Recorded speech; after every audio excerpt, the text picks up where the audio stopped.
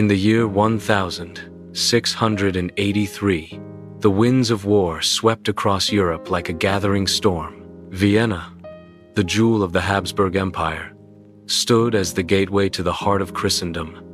But now, it faced the greatest peril it had ever known. The Ottoman Empire, vast and unrelenting, had unleashed its might upon the city. Led by Grand Vizier Kara Mustafa Pasha, an army of 150,000 warriors marched from the east. Their banners, adorned with the crescent moon, fluttered over a sea of tents that stretched for miles. Janissaries, the elite infantry trained from youth, moved with iron discipline. Sipahi cavalry, clad in gleaming armor, rode alongside fierce Tatar horsemen whose arrows darkened the skies. Siege engines rumbled forward, ready to shatter stone and spirit alike. This was no mere raid.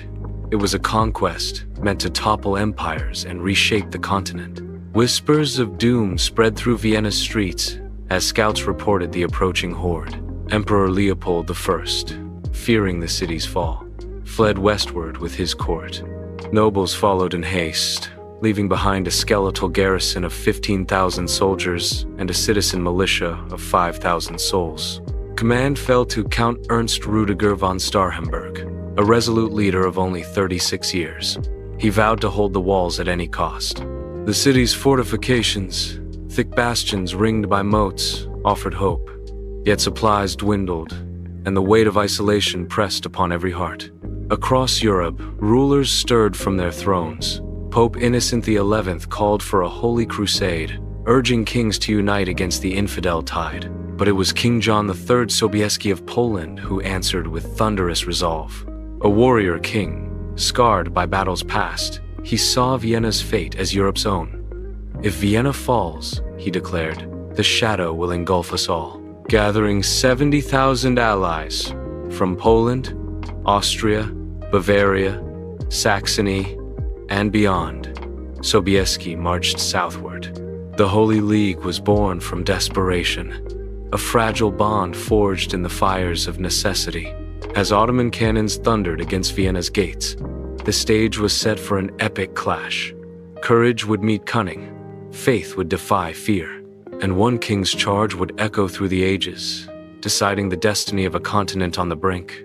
In the year 1683, the Ottoman Empire stood at the pinnacle of its power. Under Sultan Mehmed IV, it sprawled from the sands of Arabia to the gates of Europe. But ambition burned brighter still in the heart of Grand Vizier Kara Mustafa Pasha, a man of cunning and ruthlessness. He dreamed of claiming Vienna as the crown jewel of Ottoman conquests. This would not only humiliate the Habsburgs but open the floodgates to Germany, Italy, and beyond.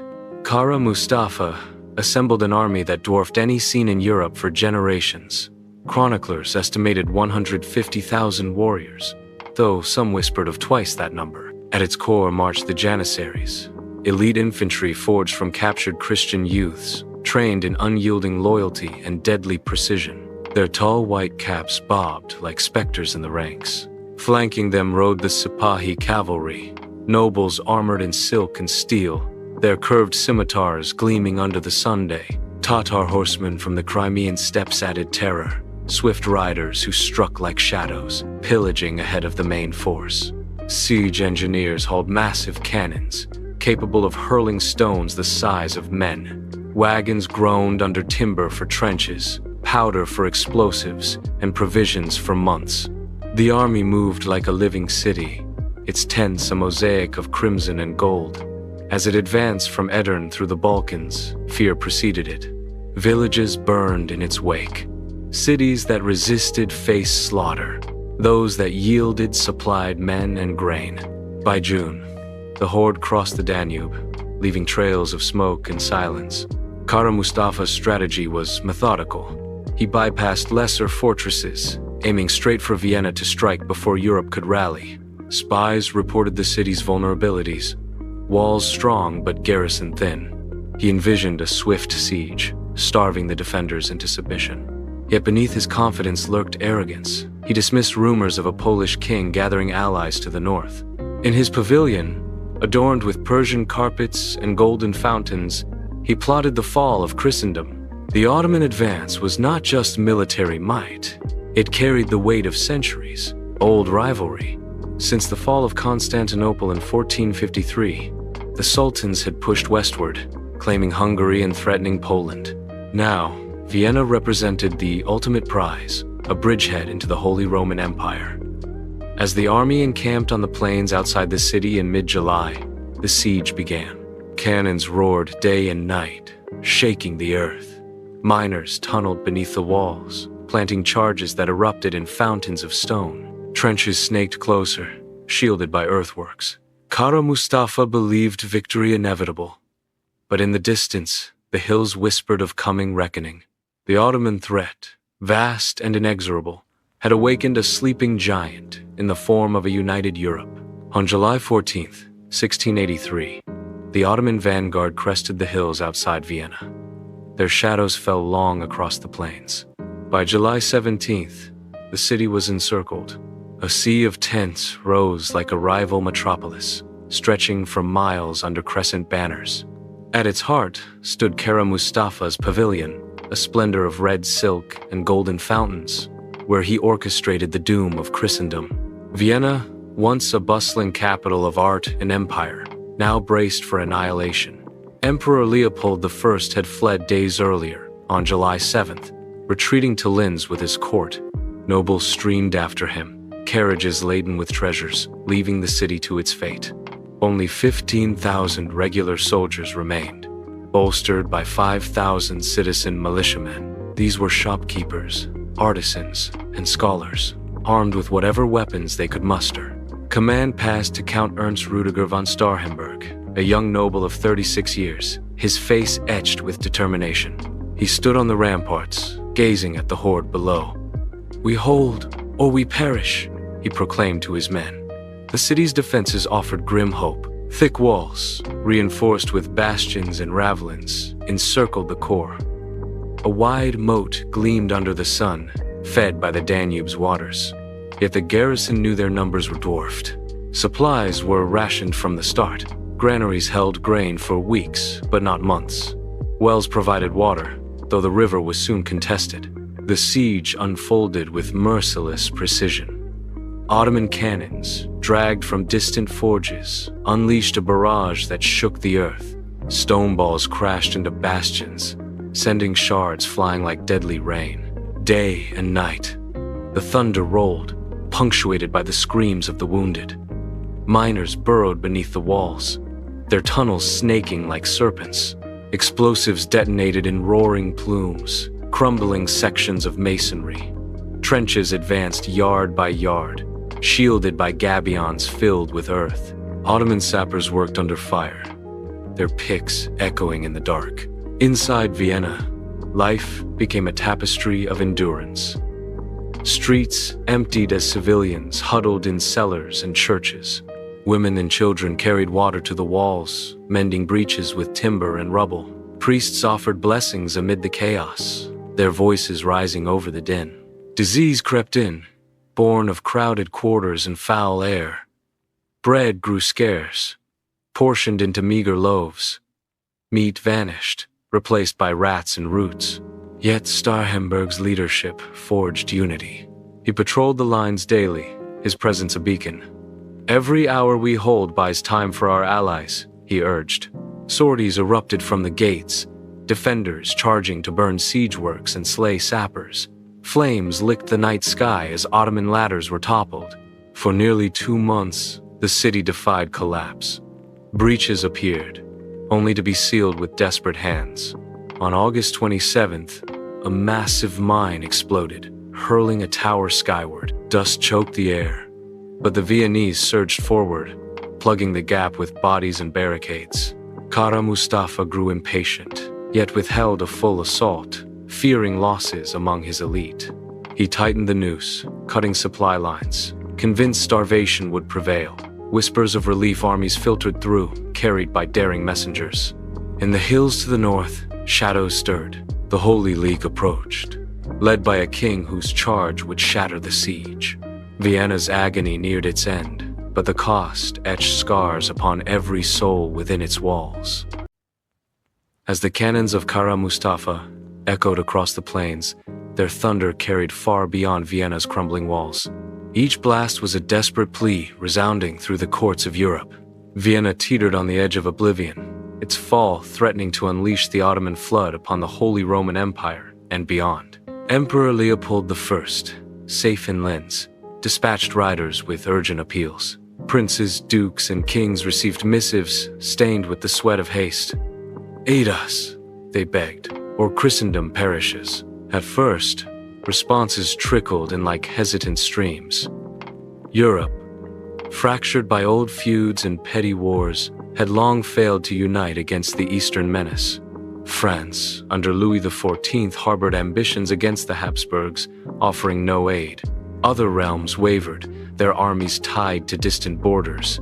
Yet in this hour of peril, a voice rose from Rome to ignite the spark of alliance. Pope Innocent XI, a pontiff of unyielding faith, viewed the siege not as mere politics, but as a crusade for the soul of Europe. From the Vatican, he proclaimed the defense of Vienna a holy duty. "The infidel horde threatens our faith," he declared in encyclicals that flew across the continent. Through diplomacy and the promise of indulgences, he urged rulers to bury rivalries.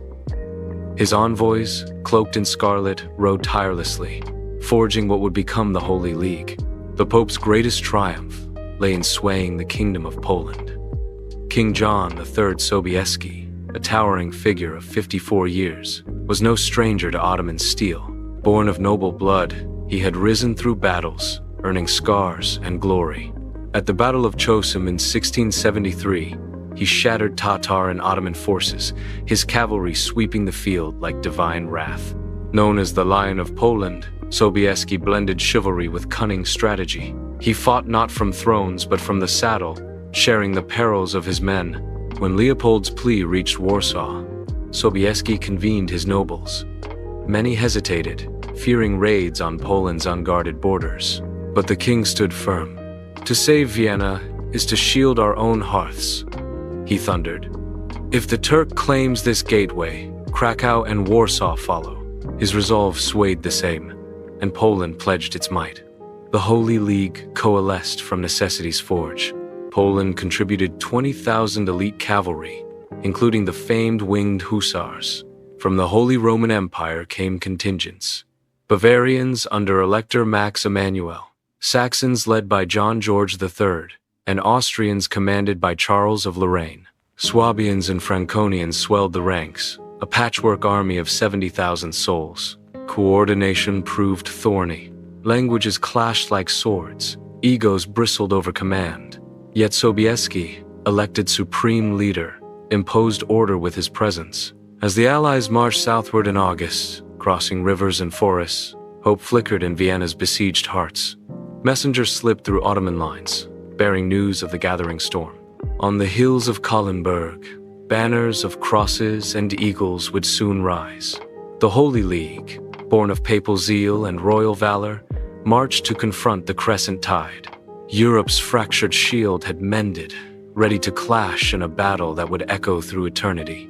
As September dawned in 1683, the hills north of Vienna stirred with the march of destiny. The Holy League's army, 70,000 strong, had endured a grueling journey across rivers and rugged terrain. Polish lancers rode alongside Austrian infantry. Bavarian musketeers mingled with Saxon cavalry. Banners of eagles, crosses, and lions fluttered in the wind, a tapestry of unity amid old divisions. Exhaustion etched their faces, yet resolve burned in their eyes. They knew Vienna's walls cracked under Ottoman fire, each day a step closer to collapse. King John III Sobieski led from the vanguard, his armor gleaming under the autumn Sunday. At 54 years, he moved with the vigor of a lion, his mustache framing a gaze sharp as steel. Scouts reported the Ottoman camp sprawled like a scarlet sea below, tents numbering in the thousands, cannons silent in the dawn. Kara Mustafa's forces, 120,000 warriors, held the plains with trenches and earthworks. Janissaries stood sentinel near the city, their white turbans like ghosts in the mist. Sipahi patrolled the flanks, Tatar riders scouting the woods. The Grand Vizier, ensconced in his opulent pavilion, dismissed the relief army as too late and too fractured. Sobieski halted on the slopes of Kahlenberg, a forested ridge overlooking the battlefield. From here, the spires of Vienna pierced the haze, smoke rising from breached walls. He summoned his commanders under an ancient oak, Charles of Lorraine for the Austrians, Max Emanuel of Bavaria, John George of Saxony. Maps unrolled on makeshift tables, fingers tracing lines of advance.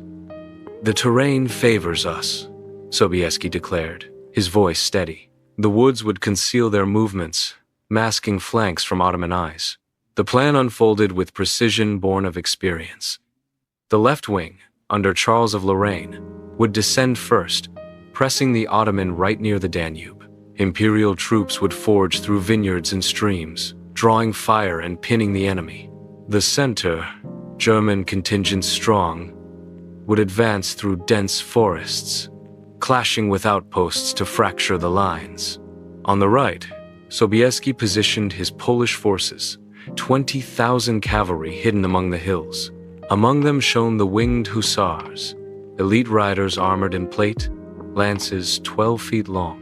Great feathered wings arched from their backs, designed to rattle foes with eerie whistles in the charge.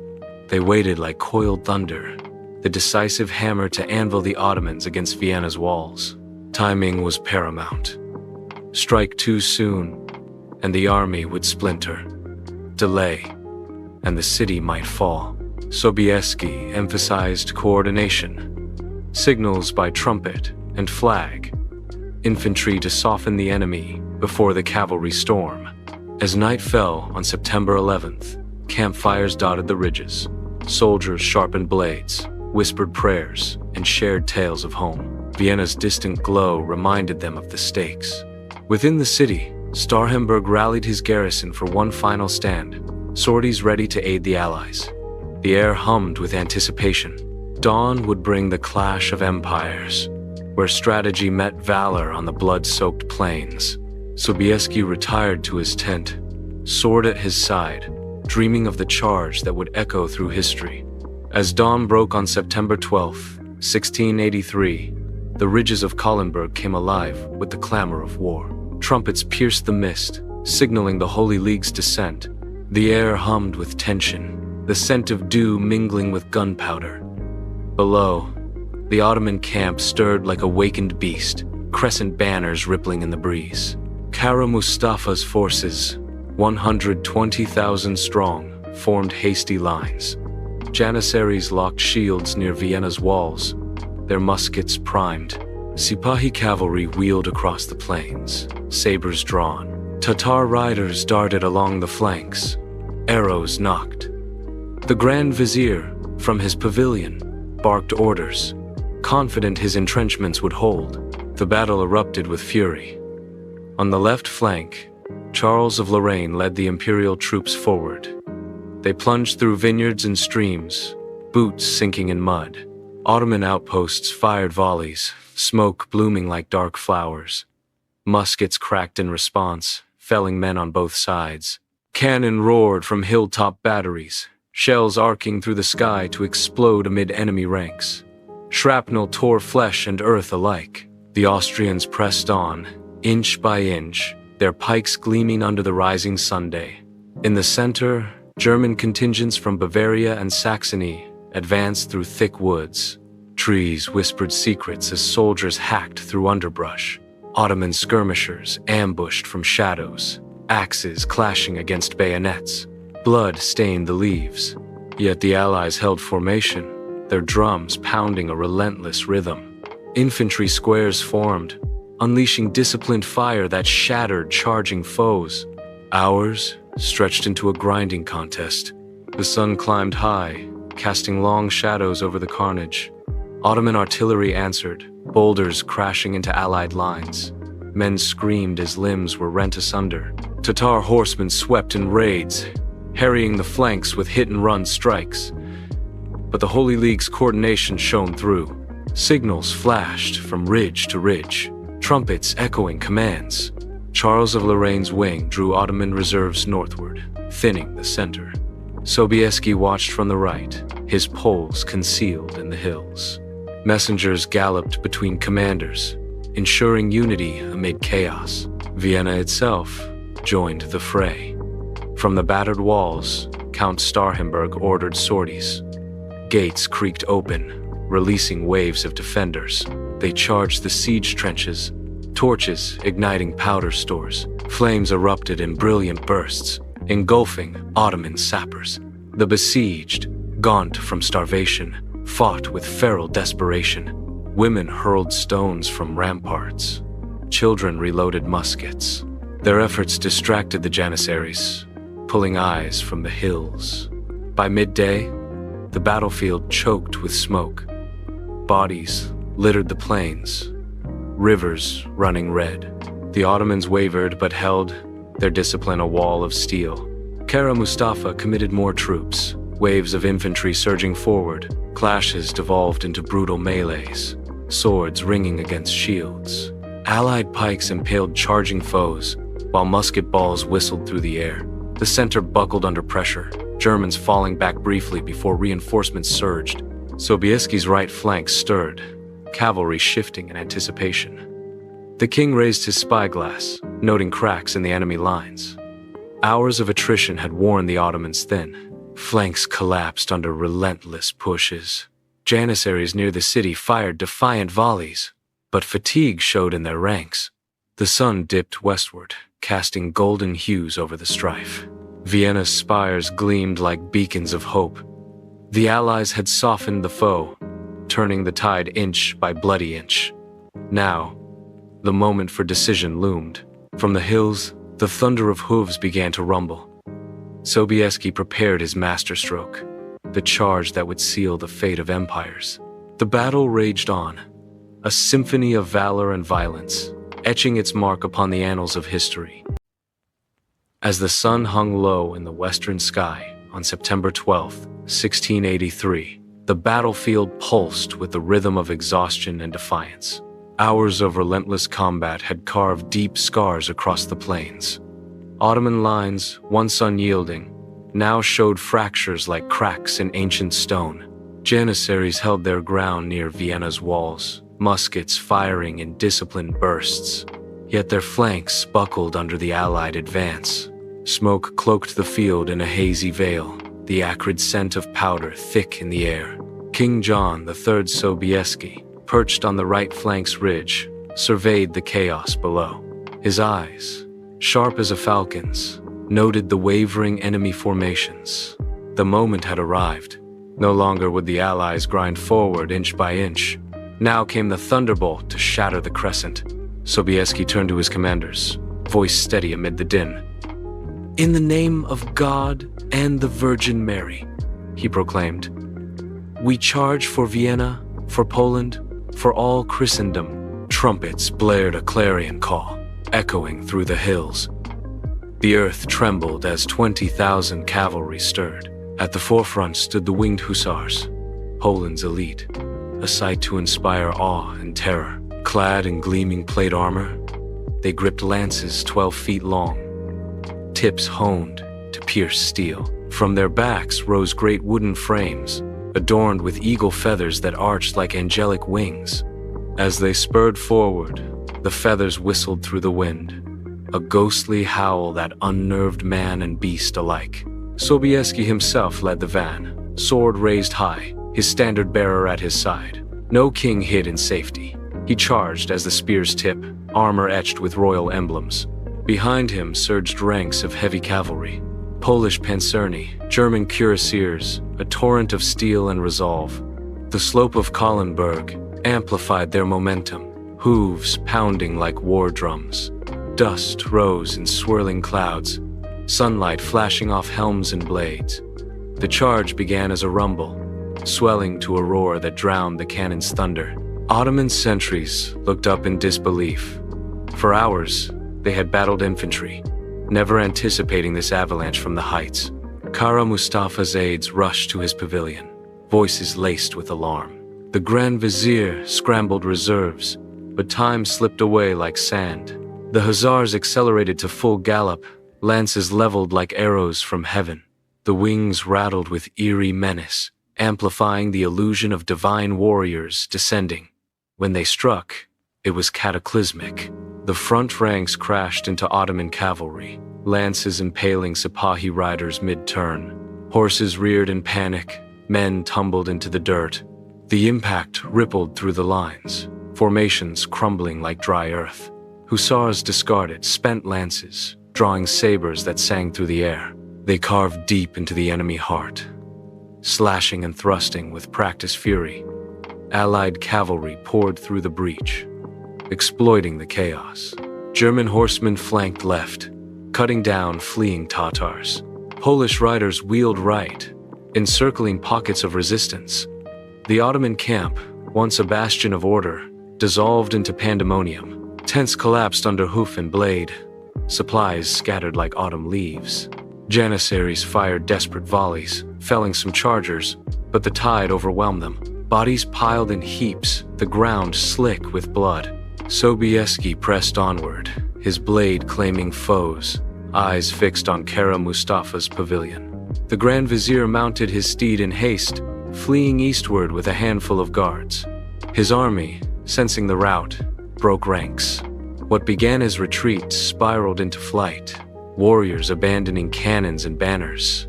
The charge, the largest in Europe's annals, had turned siege into salvation. Vienna's defenders cheered from the walls, their voices rising like a hymn. The Winged Hussars' assault echoed as legend, a moment where valor redefined history's course. As the Winged Hussars' charge cleaved through the Ottoman ranks, the once mighty army of Kara Mustafa disintegrated like sand before a gale. What had been a disciplined host now descended into utter chaos. Janissaries, the empire's unbreakable core, fired frantic volleys into the advancing tide, but their lines shattered under the relentless onslaught.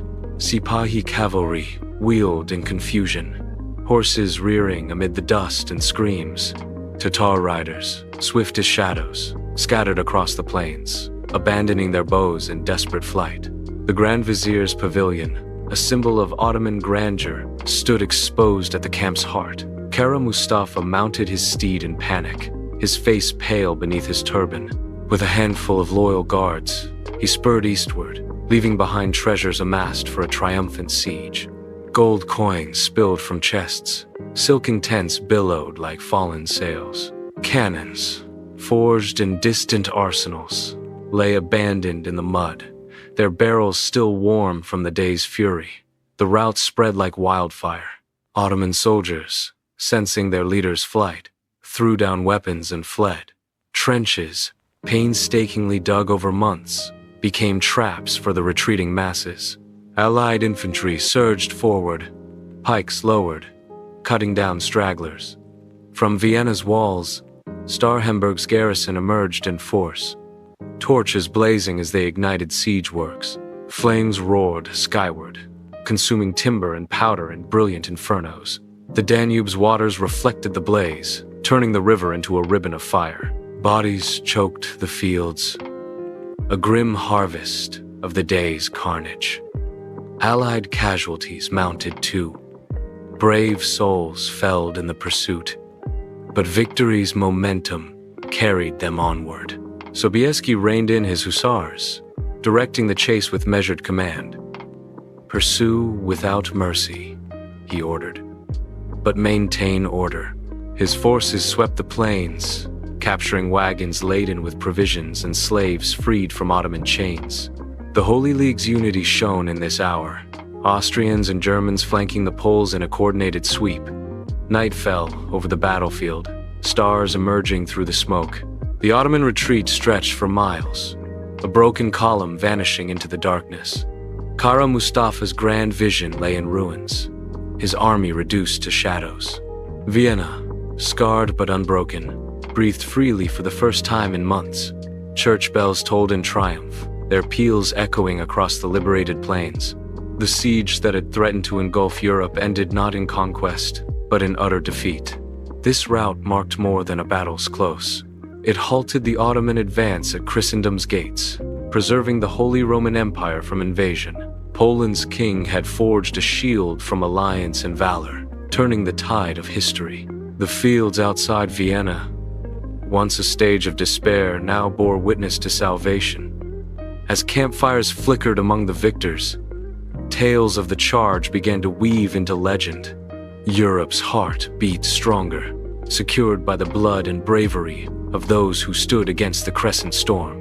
As the echoes of battle faded into the twilight of September 12, 1683, Vienna emerged from its nightmare like a phoenix from ashes.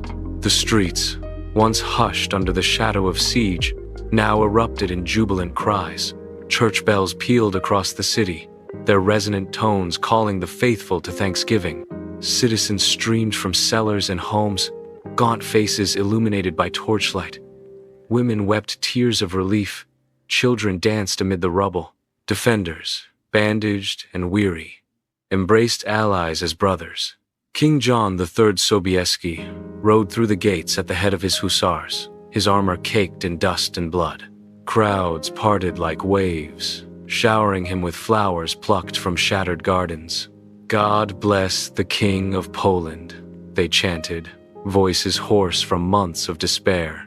Sobieski dismounted before St. Stephen's Cathedral, kneeling in prayer as priests offered blessings. Feasts unfolded in the squares, tables laden with captured Ottoman provisions, dates, spices, and bread long denied. Wine flowed from barrels, toasts raised to the Holy League's valor. Medals gleamed on chests, honors bestowed upon commanders like Charles of Lorraine and Max Emanuel of Bavaria. The Winged Hussars, their feathers tattered but proud, became instant legends, tales of their charge whispered in awe. Yet amid the joy, sobriety lingered. The dead lay in solemn rows, shrouded for burial. Priests intoned masses for the fallen, their souls commended to heaven. Wounded groaned in makeshift hospitals, tended by nuns and surgeons. Vienna's scars ran deep, walls cratered like the moon's surface, homes reduced to skeletons of stone. Rebuilding commenced at dawn. Artisans hammered timber into scaffolds. Masons hauled stone to mend bastions. The moat, choked with debris, was dredged clear. Bridges arched anew over the Danube, their spans symbols of renewal. Merchants reopened stalls, caravans arriving with grain from the west. Farmers tilled fields beyond the walls, planting seeds of hope. Emperor Leopold I returned in triumph, his court restoring the palace's splendor. Memorials rose, plaques etched with names, statues of Sobieski astride his steed. The Holy League's bonds strengthened, diplomats forging pacts that would endure. For the people of Vienna, this was more than victory. It was rebirth. The city, forged in fire, stood resilient, its spires piercing the sky once more. Europe's gratitude flowed like rivers, ensuring Vienna's legacy as the bulwark of faith and freedom. The Battle of Vienna in 1683 transcended a mere clash of arms. It became a pivotal fulcrum in the grand arc of European history. The Ottoman defeat halted their westward expansion, confining the empire to its eastern domains. No longer would the sultans threaten the heart of Christendom with impunity. The Holy Roman Empire, once teetering on collapse, regained its footing. Alliances forged in the fires of Kahlenberg endured, leading to further campaigns that reclaimed Hungary and reshaped borders. The Holy League's success inspired a wave of confidence across the continent. Kings and princes saw unity as a weapon against common foes. Diplomatic ties strengthened, with Poland emerging as a bulwark of the faith. Yet, the legacy extended beyond maps and treaties. In art and literature, the battle ignited imaginations. Painters captured the Winged Hussars in sweeping canvases, their charges immortalized in vibrant strokes. Sculptors erected monuments. Sobieski astride his steed, gaze fixed on eternity. Poets wove epics of valor, recounting the thunder of hooves and the clash of steel. In Vienna, the spires of St. Stephen's Cathedral bore witness to annual commemorations, processions honoring the saviors. King John III Sobieski ascended to mythic status, Dubbed the Lion of Lekistan by his foes, he symbolized unyielding courage. His letters to the Pope, declaring, "We came, we saw, God conquered," echoed through Chronicles. The Winged Hussars became emblems of Polish pride, their image gracing flags and folklore. Even in distant lands, the battle influenced thought. Philosophers pondered the clash of civilizations, while military minds studied Sobieski's tactics. The charge taught lessons in timing and resolve, shaping strategies for generations. Europe's cultural tapestry wove threads of gratitude and remembrance. Festivals revived the drama, actors portraying the siege's heroes. In the quiet halls of museums, artifacts from the field abandoned Ottoman banners. Shattered lances whispered tales of that fateful day. The legacy of Vienna endures as a beacon. It reminds humanity that in unity and valor, even the mightiest tides can be turned. The plains outside the city, now serene under golden sunsets, hold the eternal echo of a continent saved.